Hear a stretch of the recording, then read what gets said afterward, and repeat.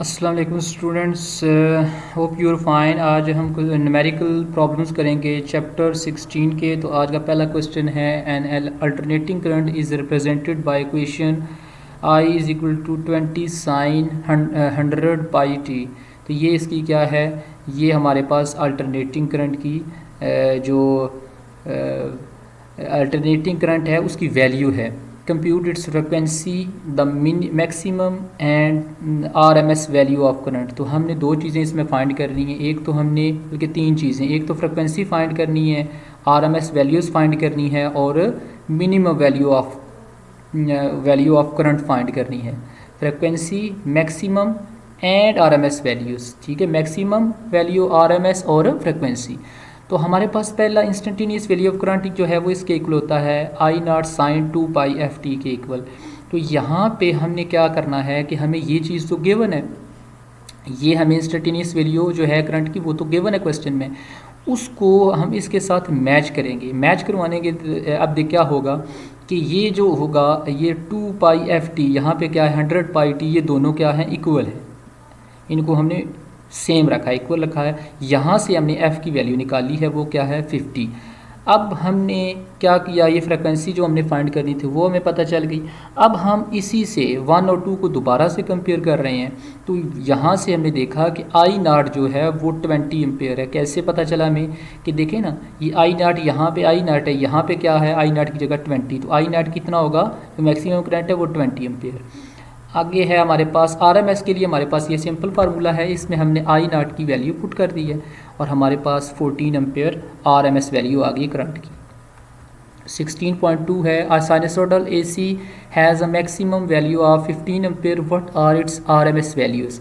RMS value of current find करनी है। If the time is recorded from the instant that current is zero and is becoming positive, what is the instantaneous value of current after 1/300 seconds given the frequency is 50 Hz। तो हमने एक तो find करनी है RMS values of current और दूसरा हमने करना है इंस्टेंटेनियस करंट को हमने फाइंड करना है। तो हमारे पास सिंपली जो है आरएमएस इसके इक्वल होता है, सिंपली आई नॉट जो मैक्सिमम करंट है उसकी वैल्यूज़ हम पुट करेंगे और आरएमएस वैल्यू ऑफ करंट यहाँ पे हमें गिवन है। अब इंस्टेंटेनियस वैल्यूज़ ऑफ करंट जो है वो हमारे पास ये उसका फार्मूला है, यहाँ पे होता है I naught sine omega T. Omega की जगह मैंने क्या लिखा है 2 पाई एफ टी, क्योंकि हमारे पास फ्रिक्वेंसी मौजूद है। अच्छा जी, तो वो हमने यहाँ पे पुट की, हमारे पास जो है वो करंट की वैल्यू आ गई, instantaneous current. 16.3 find the value of current and inductive reactance when AC voltage of 220 volt at 50 Hz is passed through an inductor of 10 Henry। तो हमने क्या इसमें फाइंड करना है, इंडक्टिव रिएक्टेंस फाइंड करनी है और करंट जो है हमें ये फाइंड करनी है, हमें ये वैल्यूज़ दे दी गई हैं। अच्छा जी, तो इंडक्टिव रिएक्टेंस जो होती है वो हमारे पास इसके इक्वल होती है 2 पाई एफ टी।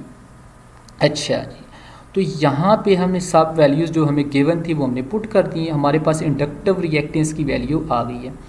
अब हमने क्या फाइंड करना था, हमने करंट फाइंड करना है। V is equal to I R होता है। R क्या है, एक्चुअली रेजिस्टेंस इक्वल है यहाँ पे इंडक्टिव रिएक्टेंस के, तो यहाँ पे हमने XL लिख दिया है और हमने XL उधर जाकर डिवाइड हो जाएगा और हमने जो है वो करंट की वैल्यू हमने फाइंड कर ली उससे 0.07 एम्पेयर।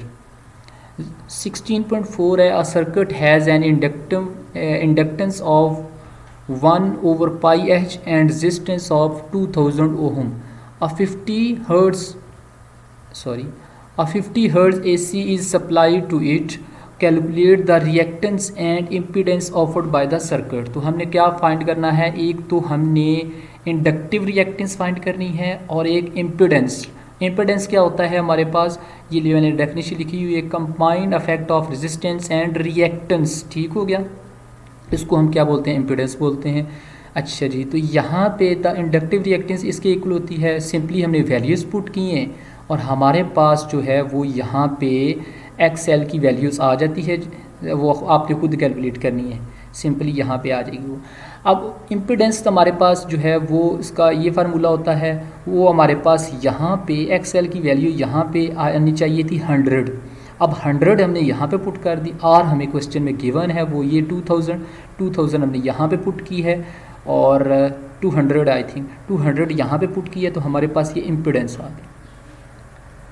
लास्ट क्वेश्चन है, an inductor of pure inductance 3/पाई henry is connected in series with the resistance of 40 ohm, the peak value of current, यानी कि आई नॉट हमने फाइंड करनी है, द RMS वैल्यूज़ फाइंड करनी है, the phase difference between the current and the applied voltage, वो ये है।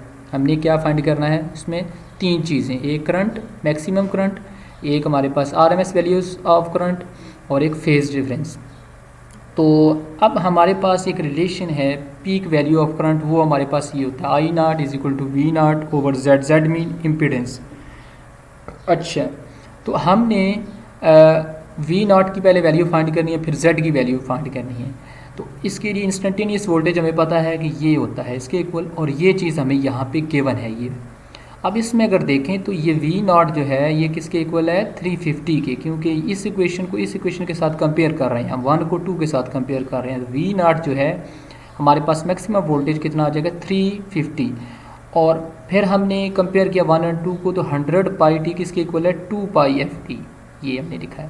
तो यहाँ पे फ्रिक्वेंसी हमने फाइंड की है, वो कितनी आ गई, 50 हर्ट्ज़ आ गई। तो यहाँ पे हमने जो इम्पिडेंस फाइंड की है वो है इंडक्टिव रिएक्टेंस को इसमें ऐड कर दिया है, वो 2 पाई एफ एल के इक्वल है। इसमें वैल्यूज़ पुट की हैं, हमारे पास जेड की वैल्यू क्या आ गई, 302.65, ये इम्पिडेंस आ गया। अब हमने पहले वाली इक्वेशन जो थी ए वाली, ये वाली इक्वेशन थी, इसकी वी नॉट और जेड की वैल्यू हमने यहाँ पे पुट कर दी, और हमारे पास जो आपकी मैक्सिमम वैल्यू है 1.16 आ गई। सिंपली RMS वैल्यू का हमारे पास ये फार्मूला है, इसमें हमने वैल्यूज़ को पुट कर दिया और हमारे पास ये जो है 0.81 एम्पेयर वैल्यू आ गई। अब हमने फेज डिफरेंस का फार्मूला है, चूँकि यहाँ पे XL आएगा, XL की जगह हमने उसकी वैल्यू लिख दी। XL किसके इक्वल होता है, ओमेगा L की, और ओमेगा किसके इक्वल होता है, 2 पाई एफ। तो यहाँ पे हमने सबकी वैल्यूज़ पुट की हैं और finally we get the result, theta is actually equal 82.4 degree. Students, आज के ये क्वेश्चन थे। उम्मीद है कि आपको हमारी वीडियो पसंद आई होगी। अगर कोई भी कमेंट है तो कोई भी क्वेश्चन है उसको कमेंट की सूरत में ज़रूर मेंशन कीजिएगा। Thank you.